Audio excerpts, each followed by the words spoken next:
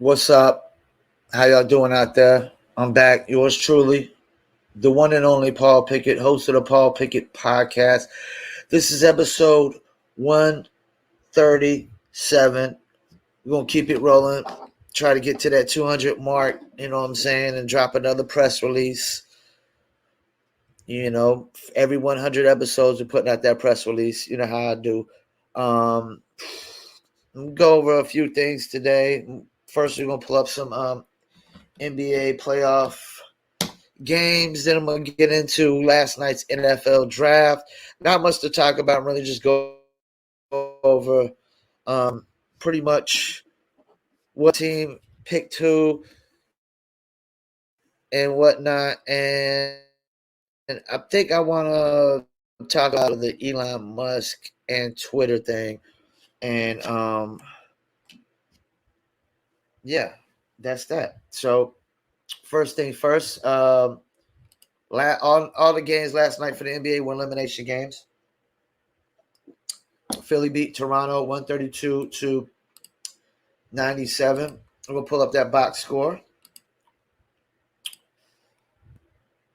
Danny Green gave you 12 points. Tobias Harris, 19 points. He's pretty much been doing his job this whole series.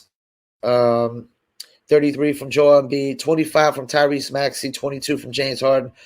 And Maxey also had 8 assists. Harden had 15 assists. And you had 11 rebounds from Tobias Harris and 10 from Joel. And that's another thing. Tobias Harris has been doing his thing on the rebounding end, too. He's had a few double-double games this year. And even though he's played like a max player and you expect him to score more, I think for his role, he's been doing what he's supposed to be doing. And I think getting Doc Rivers back as his coach has helped him, do that consistently. OG Anunoby gave you 5 points. You needed way more out of him. Pascal Siakam, 24. He's definitely been the steady, consistent guy in the series. 19 out of Gary Trent Jr., 18 out of Scotty Barnes, 25 out of Chris Boucher. And, of course, Fred VanVleet was out. And Tobias Harris, Matisse Thybulle didn't even really play this series because of the vaccine and whatnot. He only had one vaccination. He didn't get a second one. But Toronto's season is over. They're pretty much going to have the same team next year. I don't know what trades and moves they could really make because they don't really got no superstar. Unless Scotty Barnes unlocks into a superstar, they don't really got no superstar. OG Anunoby is going to be pretty much what he is. Pascal Siakam, he might could take a little step up, but I don't know how much. Gary Trent Jr. is good, but not consistent enough. And Scotty Barnes, we don't know what he's going to, unlock to. And for next series, Philadelphia's key is going to be James Harden going further. James Harden is the key going further. Phoenix beat New Orleans Pelicans.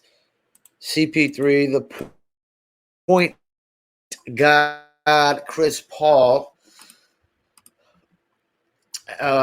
Perfect game from him. 33 points, 14 to 14 shooting, 1 for 3, 4 for 4 from free throws. Nobody's ever had that perfect of a game and scored that many points. It probably won't ever happen again. Devin Booker came back, but he only gave you 13 points. He wasn't really the same. 22 out of Ayton, 18 out of Bridges. And, Big Perk was right. Bridges wasn't going to have no 33-point game again. So, Chris Paul had to have that 33-point game. And Ayton put up the 22. And you got 13 from one of the cams. So, it was the point guard that came through. Brandon Ingram had a 21, 42% shooting. He missed 11 shots. He had 10 out of Valanciunas, 16 out of Herbert Jones, and 16 out of CJ McCollum. He only hit 43% of his. They hit more of their shots. They're in this game a lot more if those two hit their shots. And New Orleans Pelicans, out of all the teams that have lost in the playoffs so far, I like their future the best. They got Brandon Ingram, Valanciunas, Herbert Jones, who, if I'm not mistaken, is a rookie. You got CJ McCollum in the trade. So David Griffin did a great job on that. And he got Larry Nance Jr. out of that, too. They still got Devontae Graham. He only played 5 minutes. He's probably a trade asset for next year. Herbert Jones is a rookie. He's starting in the playoffs. You know, he just put up 16 with 4 steals and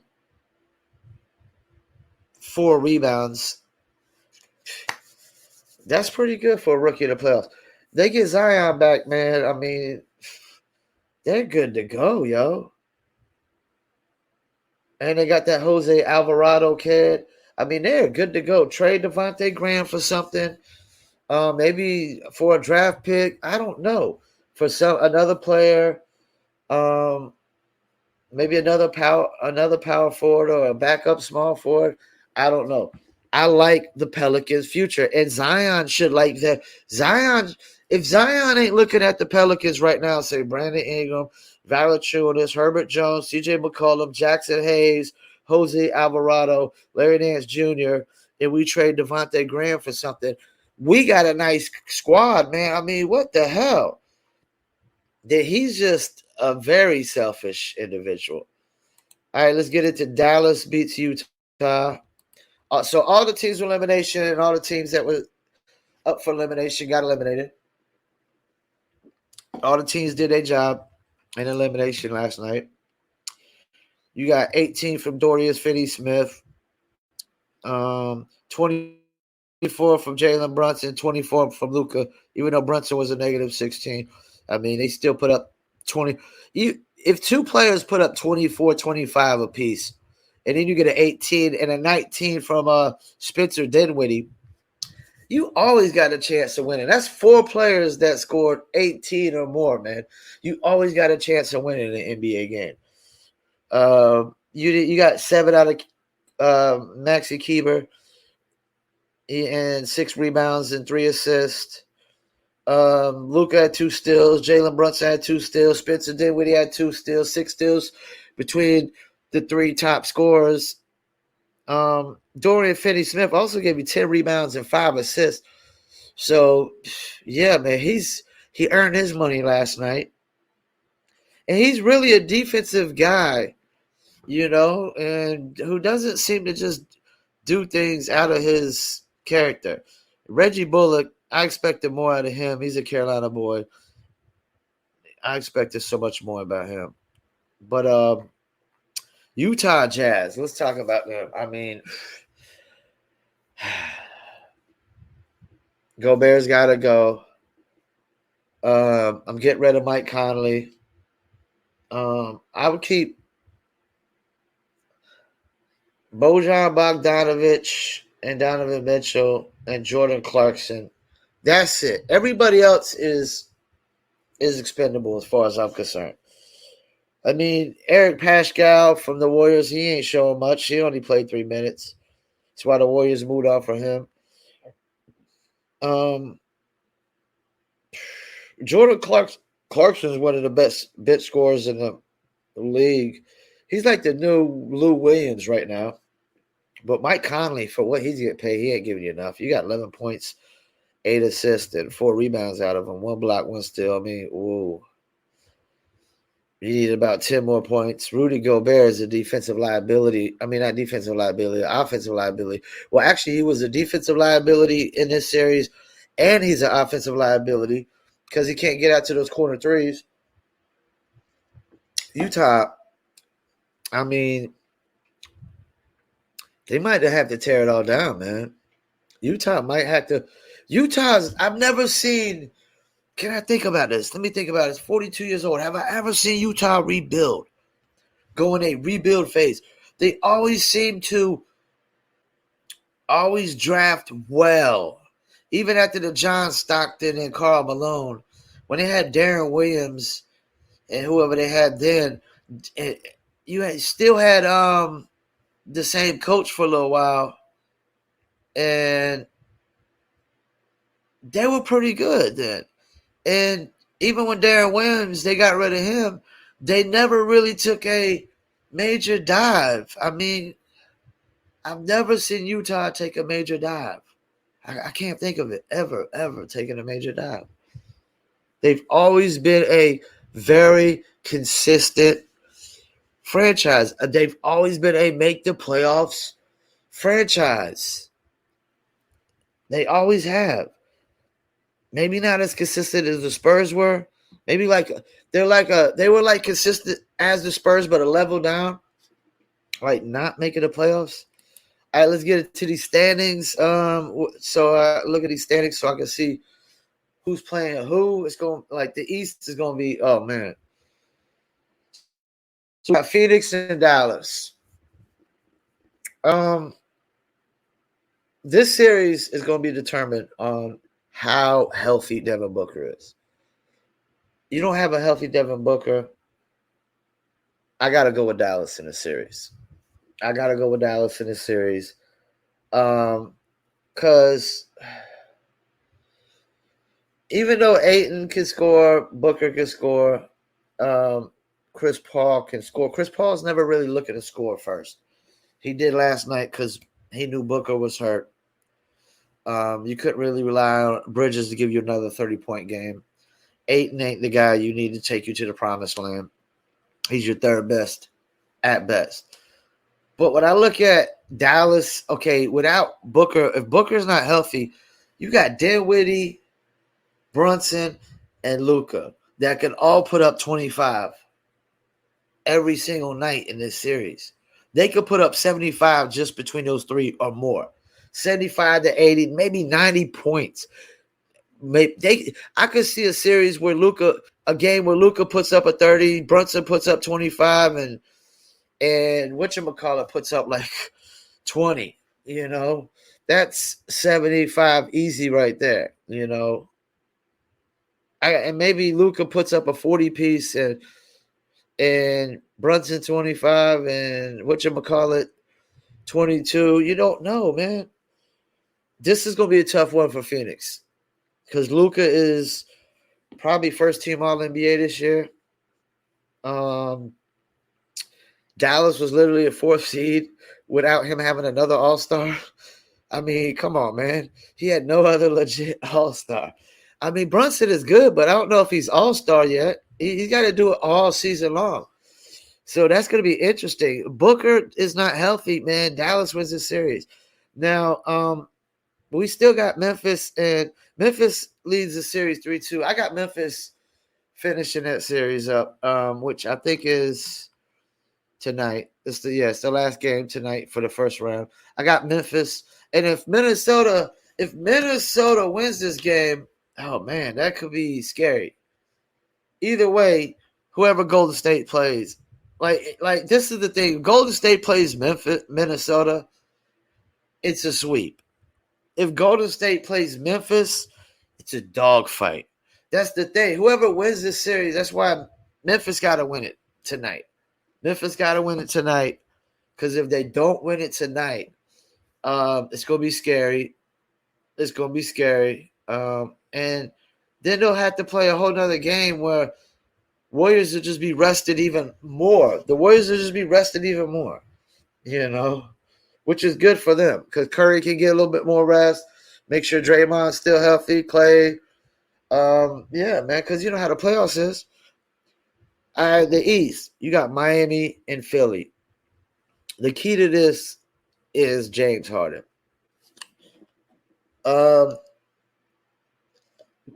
James Harden can't put up 20 and 15.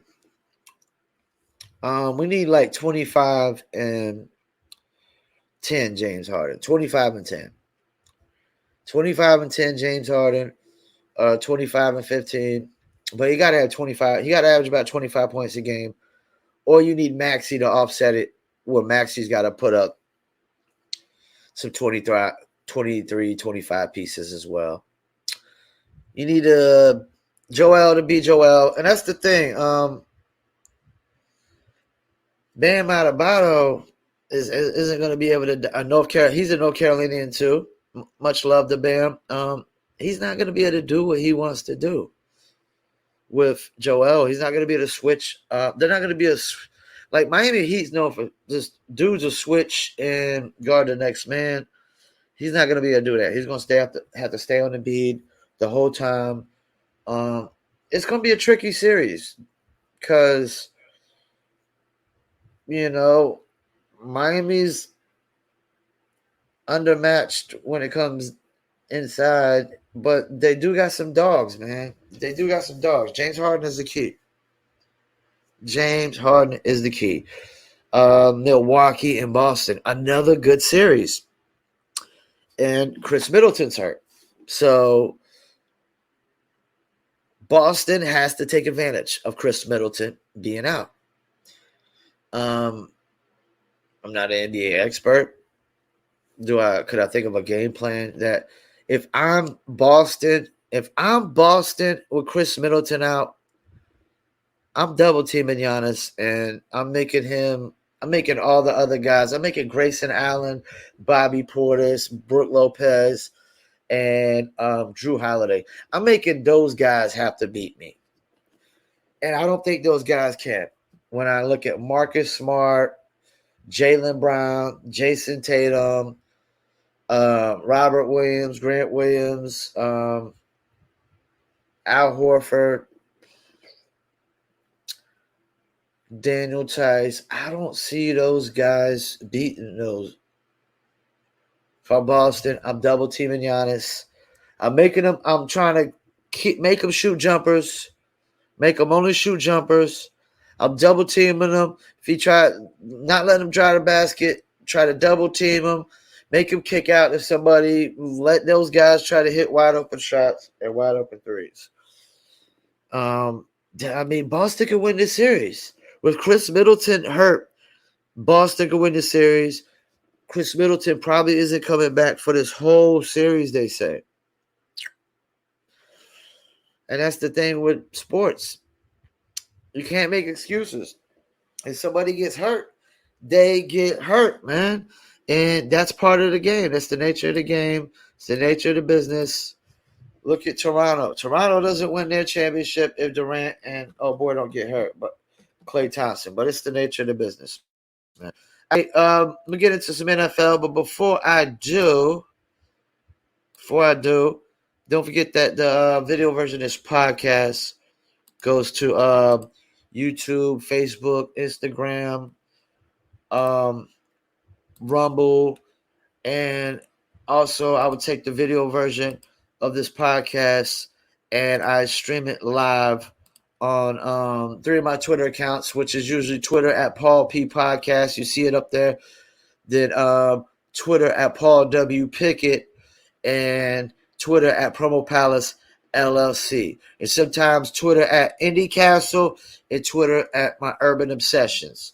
But before we get into NFL, let's get into a word from one of our sponsors.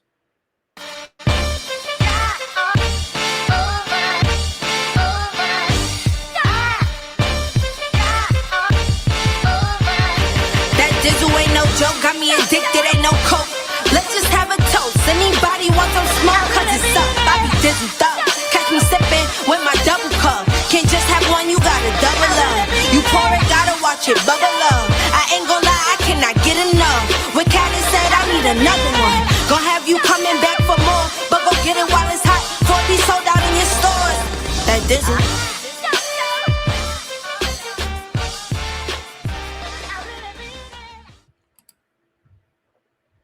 That's right. Dizzlebrand.com. You see that name on the hat.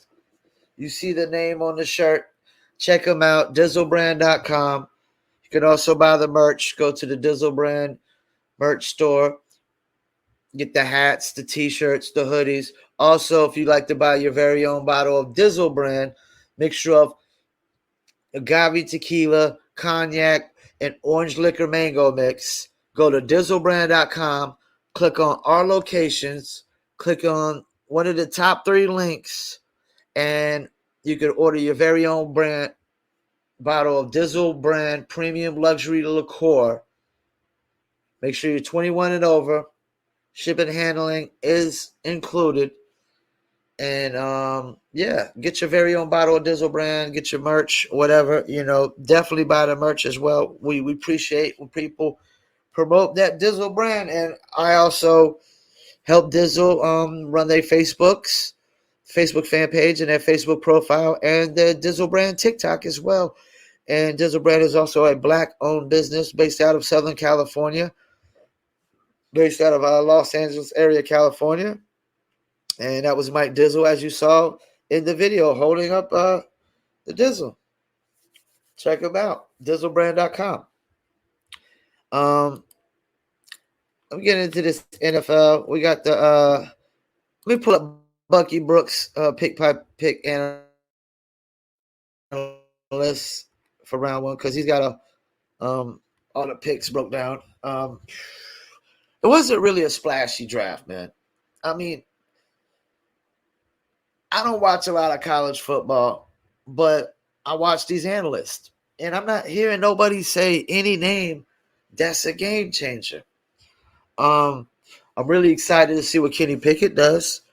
Not because he's related to me. I do have an uncle, Kenneth Pickett, in Seattle, but excited to see what Kenny Pickett does. We got the same last name. But number one, the Jacksonville Jaguars took Trayvon Walker, defensive end out of Georgia. According to Bucky Brooks, Walker's a Swiss Army knife with the capacity to play anywhere along the line, from nose tackle to edge rusher. The Lions took Aiden Hutchinson from Michigan, defensive end, which is good. I know for him, I know it's a good thing, because it's a very exciting thing, because a lot of these dudes, when they play in a certain college and that state team, like the pro team of that state drafts them, or that city near the college, it's always a big deal, because they're always looked at as a hometown hero anyways. So Detroit Lion gets Hutchinson. Hutchinson is a blue chip prospect with A+ tools and technical skills. The Michigan standout combines his exceptional physical gifts and refined hand-to-hand combat ability, relentless effort that overwhelms blockers over time. Houston Texans at number 3 took Derek Stingley Jr., LSU defensive back. That's the thing. Like, a lot of these the Texans don't even got a quarterback, man. What are we talking about here, man? How is this defensive back going to change in Detroit, man? I mean, I know they kind of they gave up a lot for Jared Goff to get Goff somewhat, because they gave up Stafford, but Goff isn't it, man. I mean, if Stafford couldn't win at the Lions, Goff couldn't win. Like, these guys, some of these teams, just, I don't get it. If you don't have your quarterback yet, what are we talking about here? You got a dominant defense. So what? You can't score. The Jets take Sauce Gardner, Cincinnati cornerback, at number 4. That's the thing. They got Zach Wilson last year, so they still got to see what Zach Wilson could be. So that was a good move for them, because Zach Wilson needs to be able to, the defense needs to get the ball back for him as much as possible. The Giants picked Oregon edge rusher Kayvon Thibodeau from the I don't know, this is another team. Giants clearly know we ain't got the correct quarterback. I don't get these teams, man. Carolina Panthers, my team, they picked Ike Aquanu from NC State, offensive tackle. I mean, to what? So Sam Darnold could have another bad season? We clearly need a quarterback.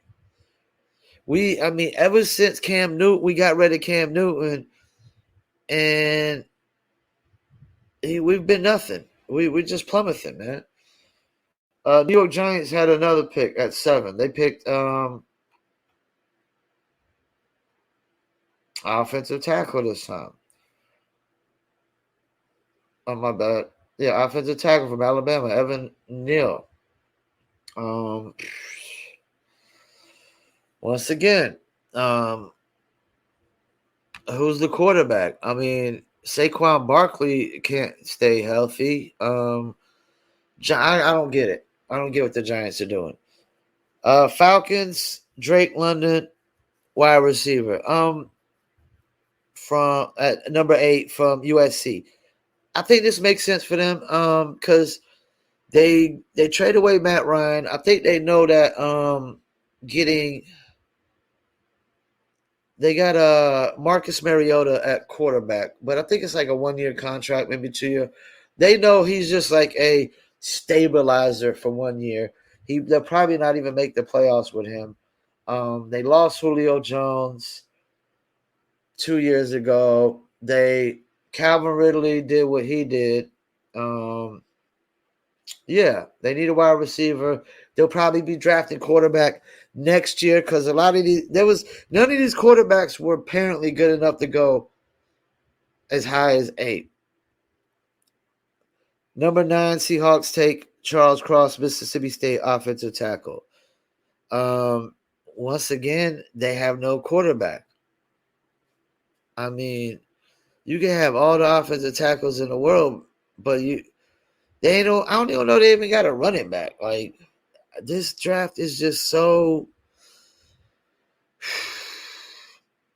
Number 10, the Jets take a wide receiver, Garrett Wilson, Ohio State. Smart, man, because help Zach Wilson out. Cornerbacks. They always say cornerbacks, edge rushers, and quarterbacks are the top 3 things to go after. Quarterbacks, cornerbacks, and edge rushers, and then receivers. Number 11, the Saints take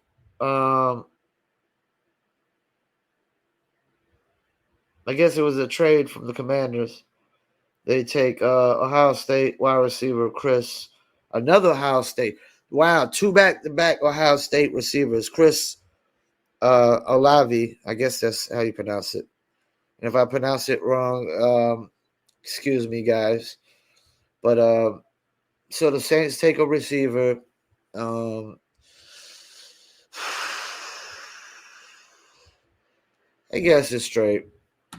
We still gotta see if Jameis Winston what he can do for the Saints in one good season because he's still got Michael Thomas coming back. You got Alvin Kamara. Yeah, good move for the Saints. I'm thinking wide receiver. Detroit Lions, number 12. It's the trade from the Vikings. They take Jameson Williams, Alabama, wide receiver. Good move. Definitely need a wide receiver. You definitely need a standout wide receiver because Matt Stafford's only good seasons with Detroit Lions is when he had Megatron. As soon as Megatron retired, that was it. So good move. And I'm not no NFL expert, but I watch enough NFL and I see who's got who enough to know what, like, some of these teams they're clueless, man. They're totally clueless. And Lions don't know. They seem to might be doing a little bit better than back in the days. Lions have been the worst team in the NFL my whole life. So I gotta commend them. They got Aiden Hutchinson. They got a wide receiver to go with Jared Goff. Yeah. Because Jared Goff isn't the worst quarterback ever. I mean, he did go to a Super Bowl with the Rams. All right, so the Eagles at 13 pick, it was a trade from the Texans, get Jordan Davis, Georgia defensive tackle. I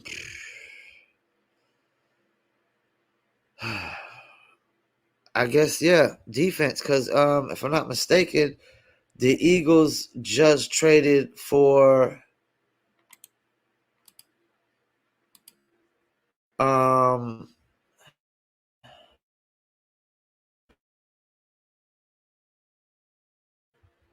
they acquired AJ Brown because see, you got these wide receivers trying to get paid. And let me talk about this real quick because somebody made a great point. Michael Irvin made a great point. Um, Devontae Adams wants to get paid, so he leaves a great quarterback in Aaron Rodgers and goes to a good quarterback in Carr so he can get paid. And they're old buddies, so there's that too. But if he doesn't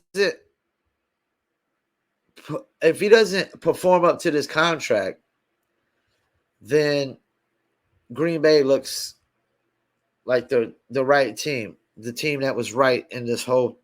That's the thing. He has to perform well to kind of prove Green Bay wrong. Same thing with Tyreek Hill. Because if Tyreek Hill goes to Miami, he leaves Patrick Mahomes to go to Tua, and he doesn't perform as well as he did. He doesn't live up to this contract. Then teams are going to be like, well, damn, the Chiefs were right and Green Bay were right all along that you can't pay these receivers that amount of money because they're not going to live up to the contracts. That's the thing. When you pay these people, Stephen A. Smith brings this up all the time, man.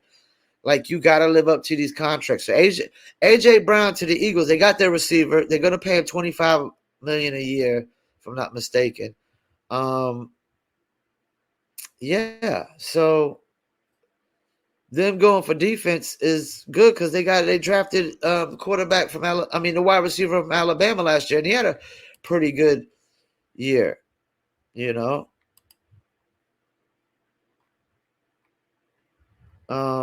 So yeah, I like what the Eagles are doing because even if Jalen Hurts isn't the man, you can at least get a competent quarterback in there to hold things down for a year and draft a quarterback. Or a year or two at least. I mean, that's the thing. Baltimore Ravens select Kyle Hamilton, Notre Dame, safety. Baltimore has always been a defensive team.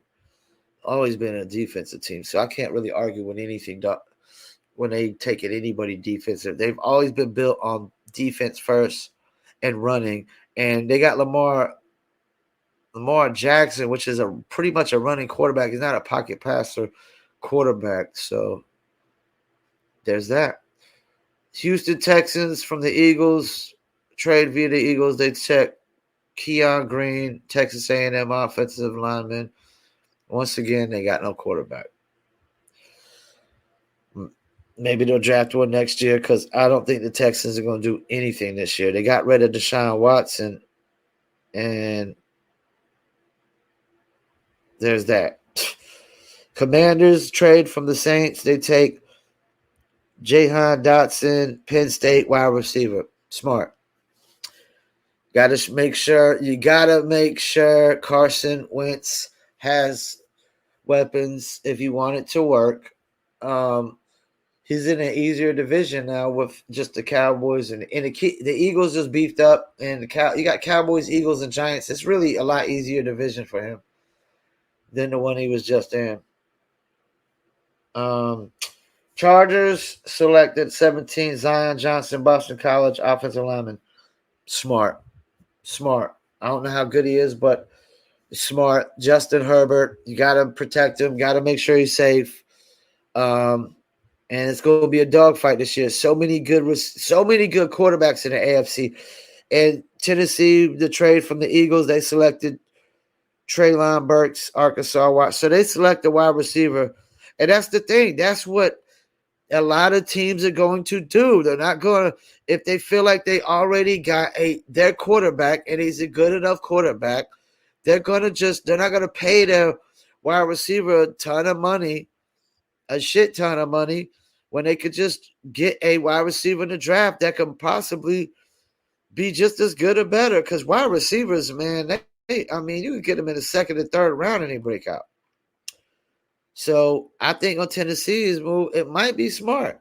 We'll see. Um, 19th pick, New Orleans Saints take Trevor Penning, Northern Iowa offensive tackle. Um, I mean, their defense has always been pretty good last couple years.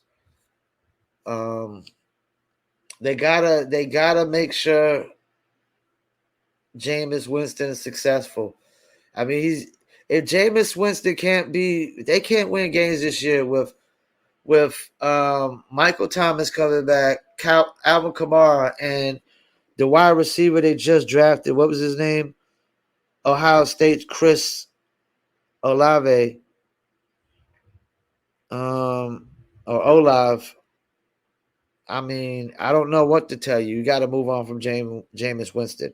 At number 20, my not so distant cousin, Kenny Pickett. I guess I got to do like Nick Wright now from First Things First, and Kenny Pickett has to be my not so distant cousin because he's not really my cousin at all. We just got the same last name. So I think this was smart for the Steelers. I think this was a good move. I already heard about. I think Joy Taylor was wanting Kenny Pickett to fall to the Steelers. She was hoping. I'm pretty sure Stephen A. Smith is happy with this. I think he's pretty. I'm pretty sure Stephen A. Smith is happy with this. Because I don't. This is the thing, man. Like the Steelers have always drafted their future quarterbacks, if I'm not mistaken. I mean, they drafted Cordell Stewart. They drafted Ben Roethlisberger. I don't know that Mitchell Trubisky. I don't know it even fits the Steelers culture, man. Like, I could be wrong because he did play for the Bears, and the Bears are like a hard nosed, tough, gritty team like the Steelers, just never as successful and consistent. Because I was a big '85 Bears fan, and you know they pretty much were just a super dominant defense with a running game. And Steelers have always clinged on defense and running. So yeah, I'm interested to see what this does. Kenny Pickett, and he's from Pittsburgh. He played for Pittsburgh, same university as Dan Marino, broke Dan Marino's records. So I mean, Dan Marino, I mean, even though Dan Marino had the records way back then, they ain't been broken since Dan Marino. And Dan Marino was one of the greatest of all time. Even though he didn't win a Super Bowl, I mean, Dan Marino never had a legit, like, number one wide receiver. He just had the marks, Clayton and Duper, and then he never had a legit defense or a super dominant running back. There's a lot that Dan Marino didn't have. Kansas City Chiefs had the 21 pick from the Patriots select Trent McDuffie, Washington cornerback. Like I said, I don't watch a lot of college football, but based on the position, it seems smart. Seems so smart. They got to make sure that defense is the defense really wasn't that great last year. Not like the year before and the year before that. So the defense, yeah, they got to stat up the defense. I got a lot of faith in Patrick Mahomes that he's going to have enough receivers over there to figure it out like Tom Brady. He still got Travis Kelce. You got Juju Smith, Valdez Scantlin, or whatever his name is, from Green Bay. I'm thinking, and who knows, they might still get Odell Beckham or Jarvis Landry. I don't know. I don't know if they're even still free agents. I got to check, but yeah, there's that too. Green Bay Packers at 22nd pick take Quay Walker, Georgia linebacker. I'm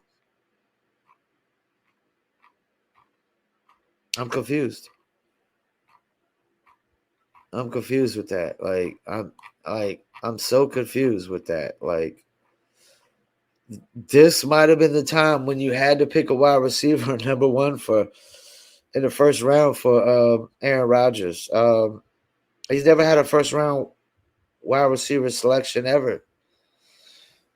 I'm confused. Maybe they got something up their sleeve I don't know about. Let me go to the front page and see if there's something that I missed.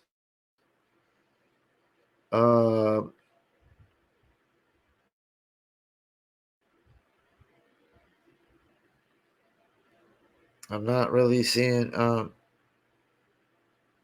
no wide receivers in the first round for the Packers. Yeah. Wow. Okay.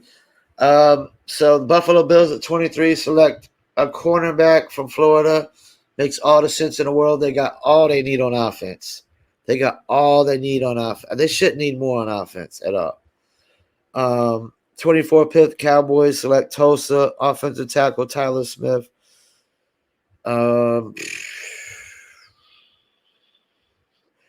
Nothing the Cowboys ever does make sense to me anymore. Nothing makes sense to me anymore. I mean, they got rid of Amari Cooper. I don't know.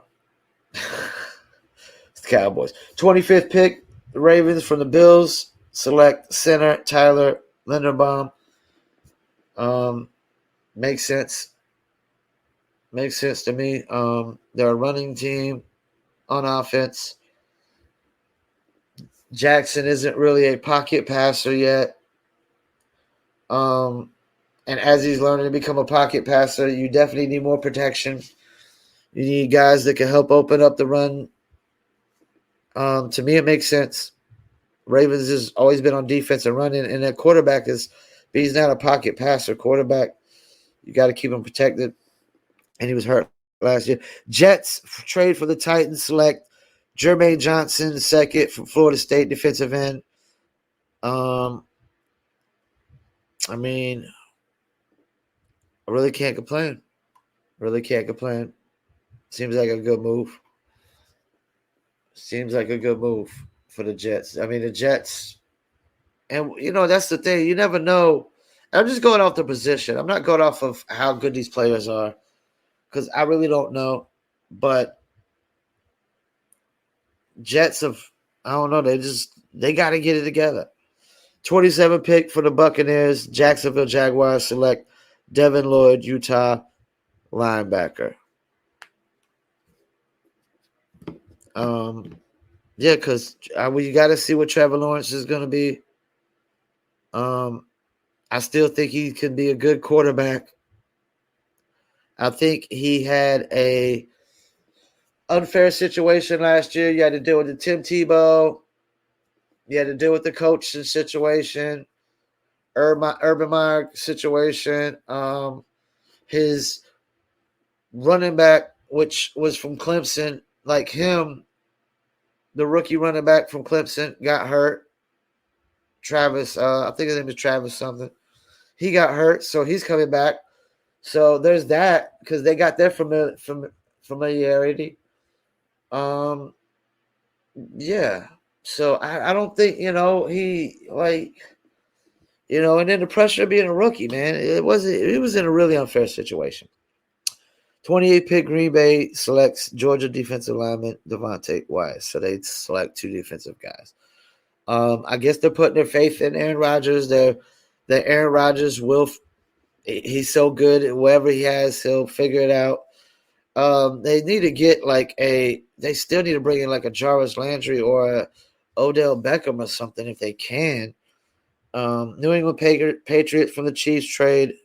They go Cole Strange, Tennessee, Chattanooga, guard. I never really can't argue. I can't really go against anything Bill Belichick does at this point.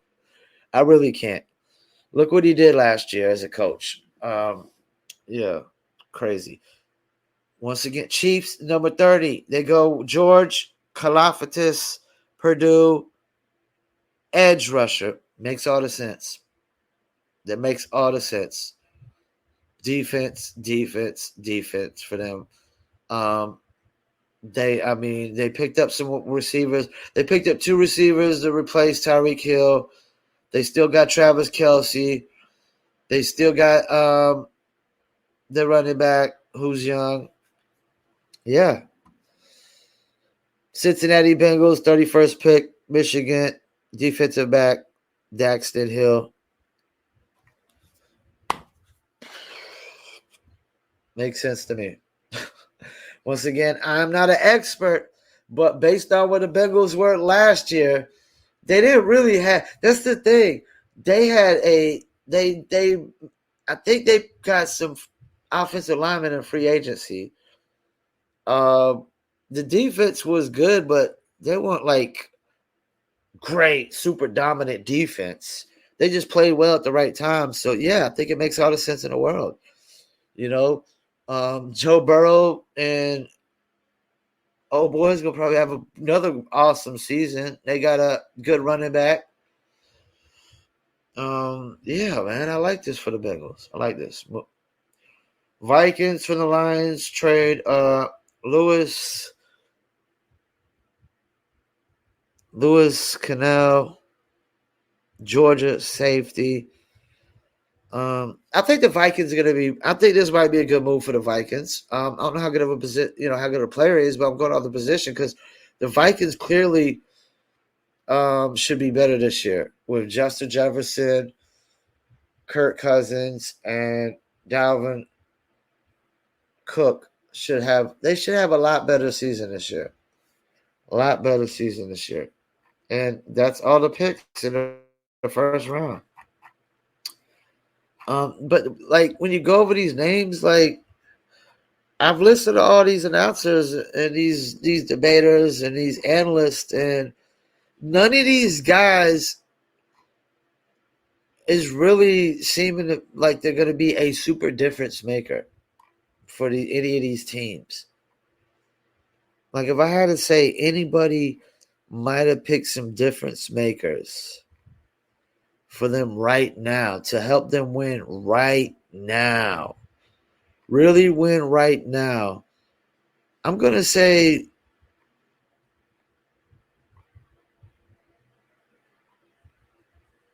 maybe the Kenny Pickett to the Steelers because that's interesting. And then I'm going with like the Chiefs and the Bills, man. Chiefs and the Bills. You know, like the Chiefs had 2 picks in the first round. I mean, they got an edge rusher and a cornerback. What I mean, they say cornerback, quarterback, and pass rushers are the top 3 position players to draft in the NFL, and then wide receivers after that. Because running backs, you can plug running backs in so easier, and their shelf life is so short compared to receivers. So I'm going with the Chiefs. The Bills got a cornerback. I mean, another cornerback, and rushers, man.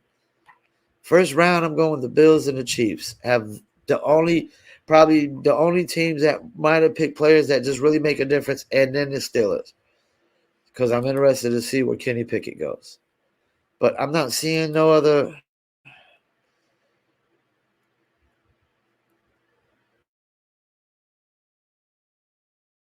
Let me see if they got any free agencies. I'm not seeing what the free agents. Let me put up NFL free agents.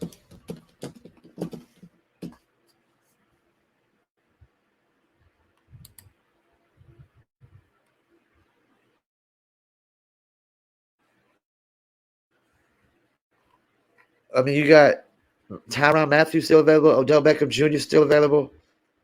Jadeveon Clowney still available. Melvin Ingram, Rob Gronkowski still available. And that's the thing. We don't know if he's going to come back to the Bucks or not. But watch out for what if the Chiefs or the Bills pick him up, or just one of those teams that are really right there, like the Chargers or the Bengals or anyone else. Jarvis Landry still available. That's the thing. There's 2 Will Fullers. You still got some receivers still available. Julio Jones. There's still 4 decent wide receivers still available. And Rob Gronkowski at tight end, man. That's crazy. So there's that still. Before I get into this topic of the day, let's get to a word from our sponsor. Are you a musician looking for music marketing and promotion? Then look no further than Promo Palace LLC, your one-stop shop for all music promotion services. Services include Spotify playlist pitching, YouTube video promotion, record pool promotion, blog placements, radio airplay promotion, SoundCloud promotion, and much more. With over 2,000 customers and over 10 years of experience in online promotion, Promo Palace LLC is a company you can trust. For more info, please go to promopalace.biz. See you there. That's right. Check out Promo Palace LLC at promopalace.biz. You need online market promotions, SEO, press releases, social media marketing, Twitter influencers, TikTok influencers, playlist pitching, blog placements, and much, much more. Check us out, Promo Palace LLC at promopalace.biz. Where we at? Damn, I'm already 50 minutes into this, so I'm gonna plug this in. It's gonna be actually an hour long, and you know what? We're gonna make this one as quick as possible. Elon Musk buying Twitter. It's really crazy to me, like how the left is going in on this when their idea of free speech is somewhat free speech. Because I heard one of them say, when is free speech too free? Well, hold up now. Like, this is the thing about free speech. People have to realize. It can have consequences, but it doesn't mean that you get to prevent somebody from saying it. This is the easiest way I always say it. And maybe I always say it from a sports analogy world. If I want to walk up to Shaquille O'Neal and tell him to go fuck himself, which I never would. I love Shaq to death. Just saying, I'm 5'4", he's 7 foot, huge as hell. If I want to walk up and like, go fuck yourself, you big dumb giant. I have the freedom to do that.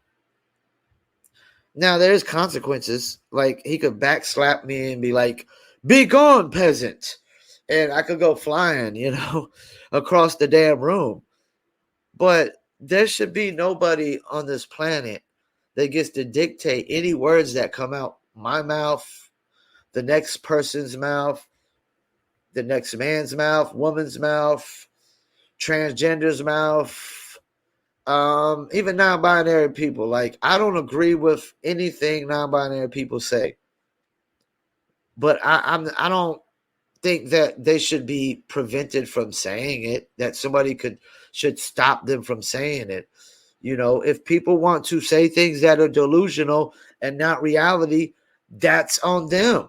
Who are we to say what they should say? I mean, that's the thing. And the left is their idea of freedom of speech or free speech is anything. You can only say things that they agree with. So if they don't agree with it, then their idea of freedom of speech is it's not freedom of speech. If they don't agree with it, it's not free speech according to them. And that's the problem I have with this whole Elon Musk with Twitter thing. Because Elon Musk isn't saying he's just going to allow people to harass people and bully people. And all due respect, common sense people, if you're on Twitter and Facebook and somebody's harassing you, you could just block them. You could just block them. And if you're the person who doesn't like what somebody has to say on Twitter or Facebook, then don't follow them. Don't follow them. This idea that you bitching or complaining what somebody got to say, then stop following them. Stop listening to what they have to say. It's the same thing as this podcast. If you don't like what I have to say, then don't listen. Don't listen. I'm not acquired taste for everybody. Because I'm also a hip-hop artist. I am a musician. I say what I feel. And I feel what I say. And I hate to say this. Hate speech is also free speech. All speech is free speech. All speech. If somebody calls me a honky and a cracker, they have the freedom to do it. Now, if they get too close to my face and do it, yeah, I'm going to punch them in their mouth. And I might not even do that because, you know why? I'm not solely offended by words. Now, let me take that back. They get all up in my face. Somebody gets all up in my face and talking shit. I'm punching them. But you like over there across the room, you call me a honky and a cracker. Like, that's not going to make me come across the room and you like, what the fuck did you say about me? I'm just going to know that they're real simple-minded, shallow-minded, ignorant fuck. You know? I don't really get, you know, the only word that offends me is when somebody tries to call me a scammer. That's like the most offensive thing you could do in business. Like when customers hit you up and they be like, is this a scam or legit? I hate it. It's like the worst question ever. It's the dumbest question ever. Because if somebody was a scammer, the scammer is not going to sit there and tell you, oh, yeah, I'm a scammer. No, because that's part of being a scam. Or a scammer. Part of the scam is not telling you that they're scamming you. So it's the dumbest question ever is when you ask a company, is this a scam or is this legit? And in the music promotion world, you get it all the time. You get people all the time saying, is this a scam or is this legit? It's so offensive and it's so dumb because a scammer is not going to say, yes, I'm a scammer. And a scammer is always going to say he's legit, you know? So regardless, you're going to get the same answer, whether it's a legit company or it's a scammer company. It doesn't make no sense to even ask that question in the first place. And then it becomes highly offensive to a company that's legit, that does honest business like me. I've had people before assume that I'm a scammer because in the music business promotion world, these artists don't know nothing. They pay you for $5 promotion and think they should get $500 worth of results, or they pay you for $50 worth of promotions and think they should get $5,000 worth of results. It doesn't work that way. Like any business, you get what you pay for. If you want a good burger, a good quality burger, you're going to pay more money for it than your regular old cheap McDonald's and Burger King burger. If you want a real good quality burger, you're going to pay more money for it. Same thing with promotion services or any kind of services. If you want high quality services, you got to pay money for it, you know? So, yeah, man. For all speech is free speech, even hate speech. And I ain't saying people should just blatantly harass you. You know, there is laws to that, but you know, it's no different than protesters going in front of a building and shouting whatever they want to shout. People are allowed to shout what they want to shout, say what they want to say, as long as, follow me, as long as they are willing to accept the consequences. I repeat, you do not get to dictate what anybody says out their mouth, as long as that person is willing to accept the consequences. I mean, if you're a white person, you walk up to a black person and call them the N-word, 90% of the time, you might get knocked the fuck out. You might get swung on. That's the consequences. You walk up to a Hispanic and you call him the racial Hispanic names, you know, you might get knocked out. Italians got racial names for them. Every race has racial slurs that have been made up to use as against them. You know, every race has racial slurs that are made up for them. And who makes up all the racial slurs every time? I know most people would say probably the white man, but I would argue that the Italian racial slurs were made up by a different race, but that's not really the issue here. The issue is all speech is free speech, whether it's hate speech or whatever. I mean, somebody harasses you, there's consequences. Somebody has hate speech, there could be consequences, but we don't get to tell somebody, you can't say that. It's their mouth. they can say what they want to. It's their life. They could do what they want to, as long as people are willing to face the consequences. And that's the thing. The laws of nature and the laws of man are two different things. So even though I don't agree with the laws of man totally, I don't totally agree with the laws of man whatsoever. Some laws of man I do. Let me take this. Some laws of man I do agree with. Like the murder laws and armed robbery laws and theft laws. Because I'm the type of person that believes that if you're stealing, okay, there's only one reason that's a valid reason to steal, and that's to steal to eat. And if you're robbing like people's houses to steal to eat, that's the wrong approach to me. If you're going to steal to eat, just steal from the grocery store. That's how I've always looked at it. If you're going to steal to eat, steal from a convenience store, grocery store, and don't get caught doing it. If you're going to steal to eat, because the laws of nature would say you can steal to eat.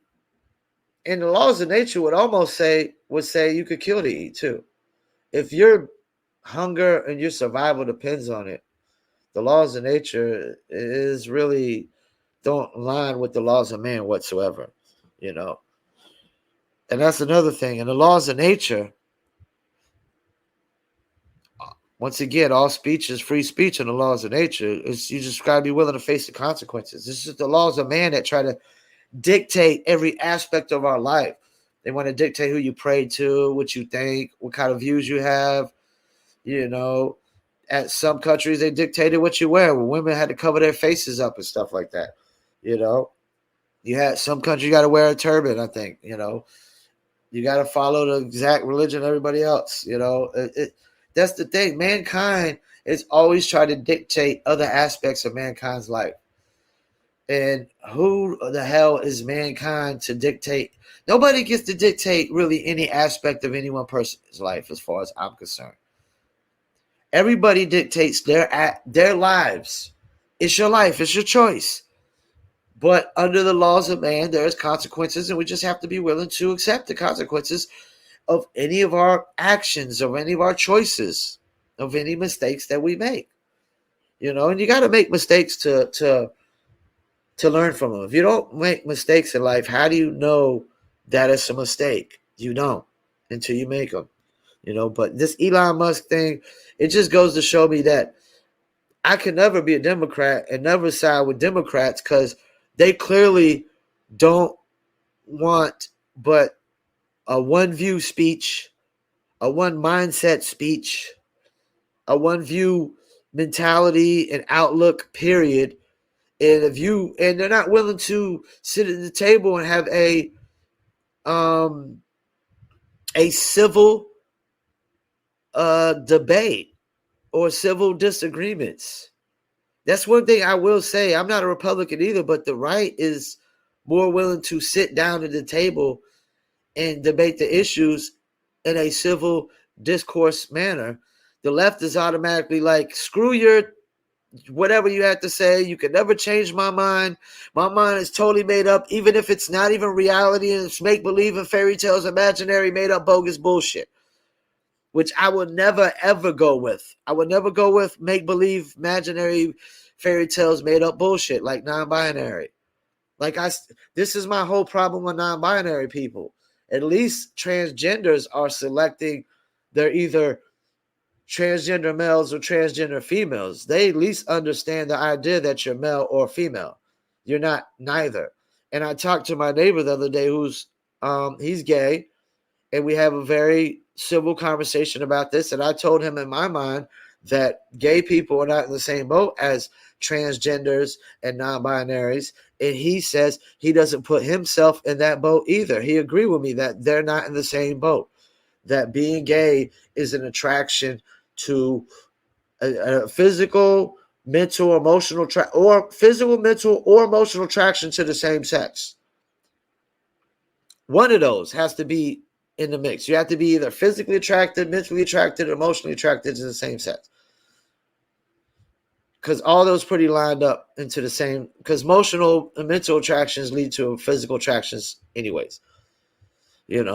And it's not the same thing, because he even told me that at one point, and I'm not saying his name, I'm not putting his name out there, because this was a private conversation. It's not really even private, because we even talked, other neighbor talked about it too. He basically said at some point that he was thinking about transitioning, and he was glad he didn't, because he realized that people try to, if you're a feminine gay, they automatically try to say that you're supposed to be a female. But he realized that's not really the case. That's not necessarily the case. The case is really that he's attracted to men, and it doesn't stop me from talking to him as a neighbor. Every time I see him outside, I talk to him. Do I agree with his lifestyle and his decisions? No, I don't. It's nothing that I would ever accept for my lifestyle, for my life. Would I go hang out with the bar with him or not? No, I wouldn't, because I think I would feel uncomfortable. I would feel like it might send a wrong message, because I feel like people would make assumptions because people make assumptions all the time. Like I just said, there's people that assume that I'm a scammer when I'm not. It's, and every now and then you're going to have this in the music business, because there's so many people in the music business getting scammed that a lot of people don't trust anybody that's, doing music promotion. They think there's some people that think every music promotion company on the planet is a scammer. And there's nothing I can do to change a person's mind that automatically has their mind made up that everybody in one field of business is all the same, which is mathematically, theoretically, and mentally impossible. It's impossible for one group of people. You take 10 people and put them in a room. I don't care, the same race, color, creed. They're not all going to be exactly alike. There's going to be differences in interests. Might be music interest or sports interest or movie interest, or it could be some of them might not like music or might not like movies or might not like sports, and some might. I have friends that don't even really pay attention to no sports. They don't care about no sports and no movies. They don't watch hardly no movies and no sports. I'm like, I'm a movie guy. I'm a music guy. I'm a sports guy. I'm an entertainment guy. I like, and I'm a musician myself. I tried to make it as an entertainer and realized that my calling was more of a marketing guy. I totally understand marketing promotions, more than anything, nowadays. And because it's all of market promotions is really a simple process. It's really about consistency and persistence and consistency. You got to be persistent and consistent. You got to consistently put out content, and you got to be persistent about it. And you got to put out good content. And you can't just put it out. You got to market it and advertise it consistently and persistently, So, yeah, the Twitter thing is just crazy to me. I'm hoping Elon Musk lives up to what he says. And people thinking on the left that he's just going to let, people just get on there and he's not. I'm sure he's going to keep in a lot of these harassment things. You can't just constantly, consistently harass people over and over again, because I'm not going to lie. There's some people I consistently tweet at. But one of them I consistently tweet at is the number one paid liar in America right now, and that's Jen Psaki. I mean, she gets paid to lie. So, I guess you could say I harass her, but that's the thing. They could block me anytime. And that's the thing. That's normally what I do when people just start to get on my last nerves. They start talking shit, talking smack. I just block them and I try to keep it moving. Even me, the other day I had a dude he got under my skin, and I got to keep telling myself, delete these guys and keep it moving. They can make all the assumptions they want to in the world, but my customers and my steady clients know what kind of business I do. And I wouldn't have my steady customers and clients if I wasn't doing honest business, you know? And that's the thing. Like, sometimes people come to you and they pay for services and they don't get the results they expect. But if you're not a marketing expert, how do you know what to expect from any form of marketing promotions if you've never done it before? It's like, for example, YouTube ads. They want all US traffic, right? Most of the time when they're US artists, but they don't realize that US ads cost 5 to 10 more times more than worldwide ads. They don't understand that US ads are less engaging.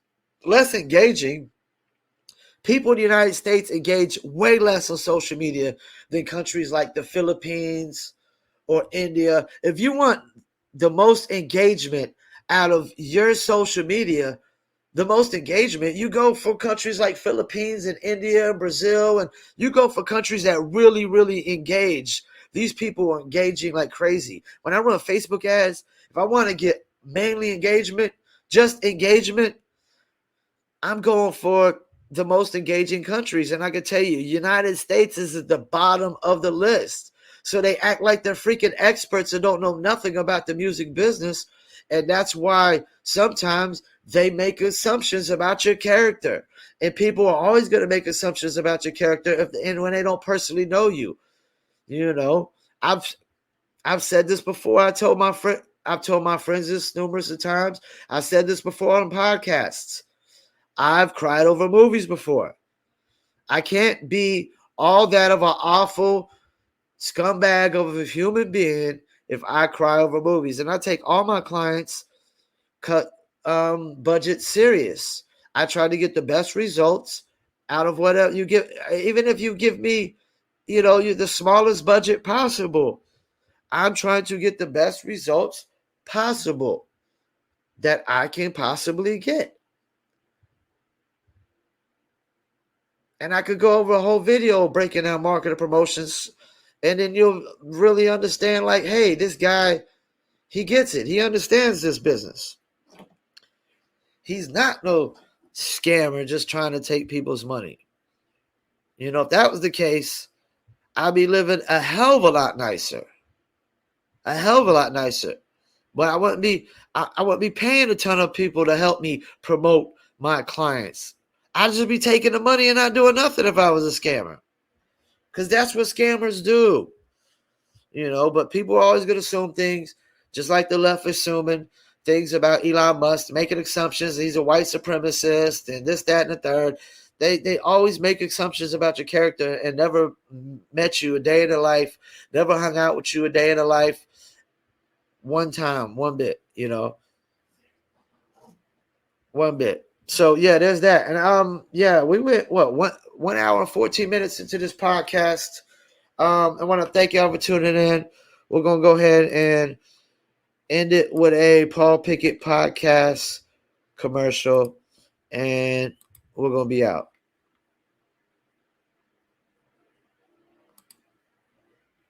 Boy, the one and only Paul Pickett, host of the Paul Pickett podcast, a.k.a. Triple P, a.k.a. the Common Sense Podcast, your source for music, sports, politics, world events, and more. Please check me out 3 to 4 days a week on my video podcast on YouTube, Facebook, Instagram, and Rumble. And check out the audio version on Spotify, Apple, Amazon, Deezer, TuneIn, Stitcher, Slacker, iHeartRadio, Player FM, and much more.